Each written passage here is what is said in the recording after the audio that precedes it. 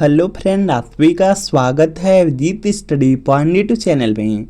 आज की इस वीडियो में एलटी ग्रेड एग्जाम 2025 से रिलेटेड बात करने वाले हैं। एलटी ग्रेड का फॉर्म भरने के लिए ओटीआर आपको कैसे करना है, एलटी ग्रेड का फॉर्म आपको कैसे भरना है। बहुत सारे ऐसे छात्र हैं जो ओटीआर करने में या एलटी ग्रेड के फॉर्म को भरने में या सब्जेक्ट कॉम्बिनेशन में गलती कर देते हैं, जिनकी वजह से उनका जो फॉर्म होता है वह रिजेक्ट हो जाता है, वह परीक्षा भी नहीं दे पाते हैं। तो इस वीडियो में देखने वाले हैं कौन सी गलती नहीं करनी है। इसके अलावा यहाँ पे फॉर्म को भरने के लिए जो ओटीआर करने की लास्ट डेट है वह क्या है, फॉर्म को भरने के लिए लास्ट डेट क्या है, और यहाँ पे एलटी ग्रेड का फॉर्म भरने के लिए फ़ीस कितनी लगने वाली है, एज आपकी कितनी होनी चाहिए, एग्ज़ाम पैटर्न क्या है, और एलटी ग्रेड एग्ज़ाम में नेगेटिव मार्किंग है या नहीं।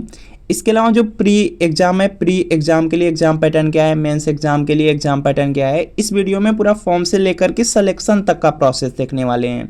और एलटी ग्रेड एग्ज़ाम के लिए कौन सी बेस्ट बुक है, इस पर भी बात करने वाले हैं। बहुत सारे ऐसे छात्र जो बीएड किए हुए हैं और सब्जेक्ट कॉम्बिनेशन को लेकर के परेशान है, तो सब्जेक्ट कॉम्बिनेशन से भी रिलेटेड बात करने वाले हैं कि आपका कौन सा सब्जेक्ट कॉम्बिनेशन बन रहा है। क्योंकि अगर सब्जेक्ट कॉम्बिनेशन में कोई गलती करते हैं तो बाद में भी आपको बहुत ज़्यादा प्रॉब्लम होने वाली है। तो ये वीडियो आपके लिए बहुत ज़्यादा इंपॉर्टेंट है। अगर एलटी ग्रेड का फॉर्म भरना है तो इस वीडियो को शुरू से लेकर अंत तक आप लोग ज़रूर देख लीजिएगा, बहुत ज़्यादा इंपॉर्टेंट वीडियो है। तो सबसे पहले यहाँ पर देख सकते हैं उत्तर प्रदेश लोक सेवा आयोग की तरफ से जो एलटी ग्रेड का नोटिफिकेशन है वह रिलीज कर दिया गया है और इसका फॉर्म स्टार्ट हो चुका है। 28 जुलाई से फॉर्म स्टार्ट है। 28 अगस्त तक आपका जो फॉर्म है फिलअप कराया जाएगा। 4 सितंबर तक यहाँ पे आप करेक्शन भी कर सकते हैं। सबसे पहले देखिए, फॉर्म को फिलअप करने के लिए सबसे ज़्यादा इंपॉर्टेंट है आपका यहाँ पे सबसे पहले आपको ओटीआर करना है। ओटीआर बिल्कुल फ्री में हो रहा है और जो ओटीआर है आपको ओटीआर को यूपीपीएससी की वेबसाइट है OTR-परीक्षा.nic.in, उसी पर जाकर के ओटीआर आपको करना है। बिल्कुल फ्री में ओटीआर हो जाएगा और आपको ओटीआर नंबर मिल जाएगा। ओटीआर नंबर मिल जाएगा तो आपको यहाँ पे यूपीपीएससी की जो ऑफिशियल वेबसाइट है इस पर आना है। यहाँ से आपको एलटी ग्रेड का फॉर्म को फिलअप करना है। ओटीआर नंबर की ज़रूरत पड़ेगी। ओटीआर नंबर से आप इस फॉर्म को कंप्लीट कर पाएंगे। और इसके बाद देखिए यहाँ पर बात कर लेते हैं। देखिए ओटीआर बिल्कुल फ्री है। ओटीआर करने के बाद जब आप लोग फॉर्म फिलअप करेंगे तो फॉर्म का यहाँ पे आपका जनरल या ओबीसी कास्ट अगर आपकी रहेगी तो यहाँ पे फॉर्म का 125 रुपया लगने वाला है।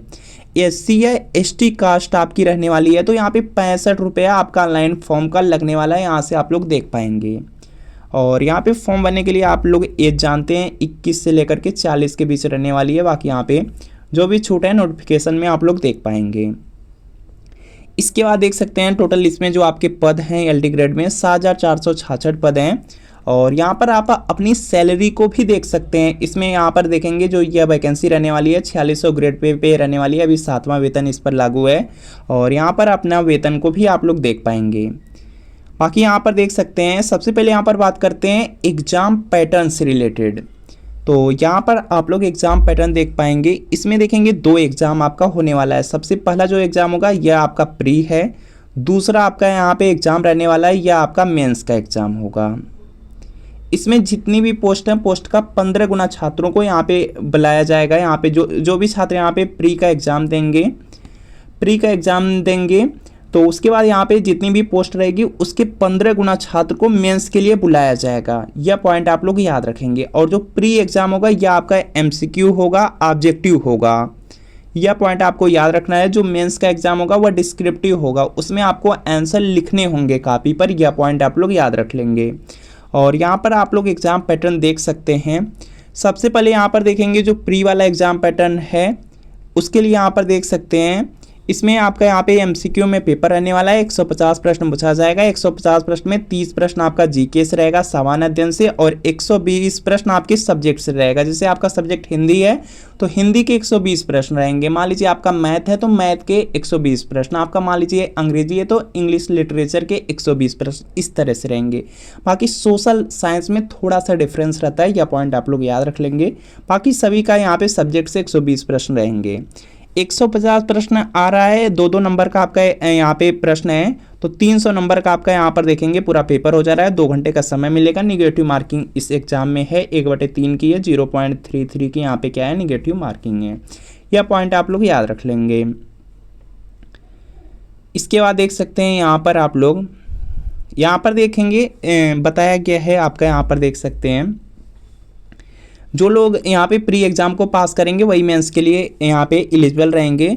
और यहाँ पे सामाजिक विज्ञान के छात्रों के लिए निर्देश दिया गया है। सामाजिक विज्ञान में क्या होगा कि 4 सब्जेक्ट के पेपर आएंगे, चारों सब्जेक्ट में देखेंगे आप लोग यहाँ पे 60 प्रश्न यहाँ पे चारों सब्जेक्ट के रहेंगे। इसमें से कोई आपको 2 चूज करना रहेगा और उसमें से यहाँ पे आपको 120 प्रश्न, 2 को चूज करके 120 प्रश्न करने रहेंगे। यह पॉइंट याद रख लेंगे। बाकी यहाँ पर देख सकते हैं जो आपका मेंस वाला एग्जाम है उसके लिए देख सकते हैं मेंस एग्जाम में आपके टोटल 20 प्रश्न आएंगे। इसमें 10 प्रश्न आपके रहेंगे शार्ट रहेंगे। इसमें यहाँ पर देखेंगे शार्ट टाइप के रहेंगे और 10 क्वेश्चन आपके लॉन्ग टाइप के रहेंगे।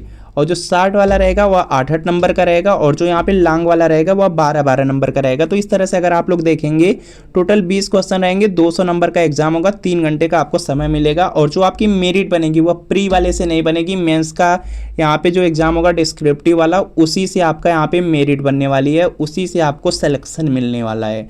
जैसे मेंस एग्जाम पास करेंगे तुरंत आपका सिलेक्शन होने वाला है डीवी के बाद।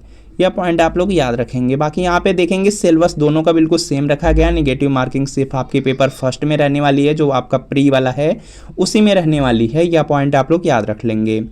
बाकी यहाँ पर देख सकते हैं, यहाँ पर देखेंगे सब्जेक्ट कॉम्बिनेशन भी दिया गया। सब्जेक्ट कॉम्बिनेशन अपना चेक करके सही से अप्लाई कीजिए, कोई जिससे आपको प्रॉब्लम नहीं हो। जैसे यहाँ पर देख सकते हैं हिंदी के लिए सब्जेक्ट कॉम्बिनेशन दिया गया है कि आपका यहाँ पे ग्रेजुएशन में हिंदी होना चाहिए और ग्रेजुएशन में हिंदी होना चाहिए और एक विषय के रूप में संस्कृत के साथ इंटरमीडिएट होना चाहिए। इंटरमीडिएट में अगर आप एक विषय के साथ संस्कृत किए हैं तभी आप यहाँ पे हिंदी के लिए अप्लाई कर पाएंगे।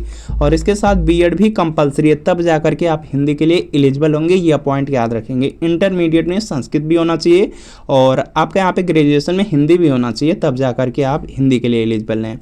इंग्लिश के लिए यहाँ पर देखेंगे बहुत ज़्यादा सिंपल है। इसके लिए यहाँ पे आपका ग्रेजुएशन में सिर्फ इंग्लिश लिटरेचर होना चाहिए और बीएड होना चाहिए।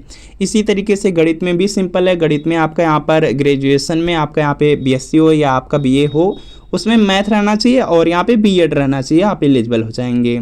और यहाँ पे साइंस के लिए दिया गया, विज्ञान के लिए दिया गया। विज्ञान के लिए यहाँ पे एलिजिबिलिटी आप लोग देख पाएंगे, भौतिक विज्ञान और रसायन विज्ञान होना चाहिए ग्रेजुएशन में और इसी के साथ आपका बीएड होना चाहिए, तब आप यहाँ पे साइंस के लिए अप्लाई कर पाएंगे।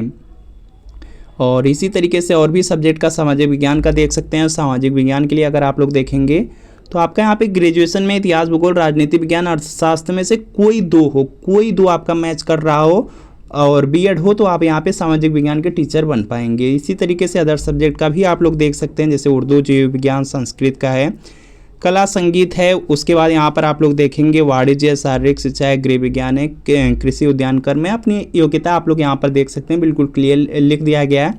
बाकी बहुत सारे छात्रों को जिनको भी डाउट आ रहे हैं, यहाँ पे आप लोग अपने यहाँ पे जो ग्रेजुएशन के सब्जेक्ट हैं उसको अगर आप लोग कमेंट करेंगे तो आपको रिप्लाई कर दिया जाएगा कि आपका सब्जेक्ट कॉम्बिनेशन किस सब्जेक्ट से बन रहा है। बाकी किसका किसका सब्जेक्ट कॉम्बिनेशन बन रहा है, किसका नहीं बन रहा है, या आप लोग कमेंट कर दीजिएगा। और इसके बाद देखिए यहाँ पे नेक्स्ट पॉइंट पर बात कर लेते हैं कि जो सिलेबस है, यहाँ पे जो डिटेल सिलेबस है, जो प्री का मेंस का सिलेबस है, दोनों का बिल्कुल सेम रहने वाला है। एक ही टॉपिक के प्रश्न दोनों में आने वाले हैं सब्जेक्ट वाले पार्ट में। और यहाँ पे जो सिलेबस होगा और जो एग्जाम पैटर्न होगा अभिजीत स्टडी पॉइंट के टेलीग्राम चैनल पर बिल्कुल फ्री में मिल जाएगा, वहाँ से आप लोग डाउनलोड कर लीजिए। अगर आप 2025 में उत्तर प्रदेश एलटी ग्रेड भर्ती परीक्षा को पास करना चाहते हैं तो चक्षु पब्लिकेशन एलटी ग्रेड एग्जाम के लिए सामान्य अध्ययन और विषय की यहाँ पे बहुत महत्वपूर्ण स्टडी गाइड बुक लेकर आया है, जिसमें आपको 1800 प्लस बहुविकल्पी प्रश्न मिलेंगे। और यह बुक आपकी सिलेबस के अकॉर्डिंग रहने वाली है और इसमें आपको 2018 का सॉल्व पेपर भी मिलने वाला है। यहाँ पर आप बुक का कवर पेज देख सकते हैं और इस बुक में सबसे पहले आपको एलटी ग्रेड एग्जाम का एग्जाम पैटर्न देखने को मिलेगा। उसके बाद इसमें आपकी विषय सूची दिया गया है। विषय सूची में देखेंगे सबसे पहले 2018 का सॉल्व पेपर दिया गया है। उसके बाद यहाँ पे टॉपिक वाइज आपका पूरा सिलेबस दिया गया है, जैसे आपका भारतीय इतिहास है, भारत का भूगोल है। इसके बाद अगर आप लोग देखेंगे तो भारतीय जो राज्य व्यवस्था है उसको दिया गया, भारतीय अर्थव्यवस्था है, भारतीय कृषि है, सामान्य विज्ञान है, गणित, सभी टॉपिक को काफ़ी अच्छी तरीके से यहाँ पे क्लियर किया गया है, आप लोग देख सकते हैं। और 2018 का सॉल्व पेपर पूरा देखेंगे। उसके बाद देखेंगे 2018 का यहाँ पे आंसर की भी आपको मिल जाएगा, व्याख्या दिया रहेगा, एक्सप्लेनेशन दिया रहेगा और जो भी आपके टॉपिक हैं यहाँ पे सभी टॉपिक मिलेंगे, सभी सब्जेक्ट आपको इसी में मिलने वाले हैं। चक्षु पब्लिकेशन की LT ग्रेड एग्जाम की बुक आपको ऑनलाइन और ऑफलाइन दोनों तरीके से मिल जाएगी। अगर आपको ऑफलाइन परचेज करना है तो किसी भी नज़दीकी बुक स्टोर पर आपको बुक का कवर पेज दिखा करके इसको परचेज कर लेना है। अगर आप लोग ऑनलाइन परचेज करना चाहते हैं तो वीडियो के नीचे डिस्क्रिप्शन बॉक्स में लिंक मिलेगी, लिंक को क्लिक करके इस बुक को आप लोग ऑर्डर कर सकते हैं। और चक्षु पब्लिकेशन की जो सामान्य अध्ययन की स्टडी गाइड बुक है, इसी के साथ देखेंगे यहाँ पे सब्जेक्ट वाइज भी बुक आती हैं। और सब्जेक्ट वाइज बुक में आप देख सकते हैं जैसे हिंदी की है, गृह विज्ञान की है, गणित की है, और यहाँ पर देखेंगे सिविक्स है, इंग्लिश है, विज्ञान है, जीव विज्ञान है, सभी की यहाँ पे सब्जेक्ट वाइज बुक भी आती है। सब्जेक्ट वाइज बुक को लेकर के आप अपनी तैयारी को और भी अच्छी कर सकते हैं।